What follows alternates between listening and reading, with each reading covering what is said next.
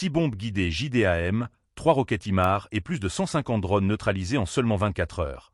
Un nouveau pic d'intensité dans la guerre électronique et la défense antiaérienne. N'oubliez pas de vous abonner pour ne rien manquer de nos prochaines vidéos et partagez votre avis en commentaire. Pensez-vous que l'équilibre militaire est en train de basculer? Les dernières déclarations officielles des autorités russes mettent en lumière un niveau d'activité inédit des systèmes de défense aérienne. En l'espace d'une seule journée, pas moins de 151 drones, 6 bombes JDAM et 3 roquettes HIMARS ont été interceptées, selon le ministère russe de la Défense. Ces chiffres illustrent à eux seuls l'ampleur du défi technologique que représente la guerre moderne, où la saturation des cieux devient une tactique systématique.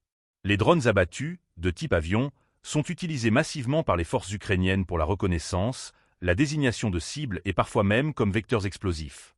Leur perte massive suggère une tentative coordonnée de percée ou de test des défenses adverses. L'efficacité affichée par la défense aérienne russe dans ces interceptions témoigne d'une adaptation continue aux menaces évolutives. Mais au-delà des chiffres, ce sont les armes occidentales qui attirent l'attention. Les roquettes HIMARS et les bombes JDAM, toutes deux fournies par les États-Unis, représentent des atouts majeurs dans l'arsenal ukrainien. Leur destruction systématique, si confirmée sur la durée, pourrait remettre en cause leur efficacité sur le terrain et ouvrir la voie à une nouvelle phase du conflit, où la supériorité technologique ne suffit plus. Le recours intensif aux drones par Kiev montre également que l'Ukraine mise de plus en plus sur des frappes de précision à longue distance, capables de perturber les arrières russes.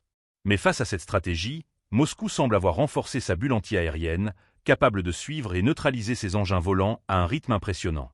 L'enjeu n'est plus seulement la supériorité numérique ou territoriale, mais la maîtrise de l'espace aérien en temps réel. À travers ces annonces, c'est une guerre de chiffres et de signaux qui se joue. Chaque missile intercepté, chaque drone abattu, est présenté comme une victoire tactique.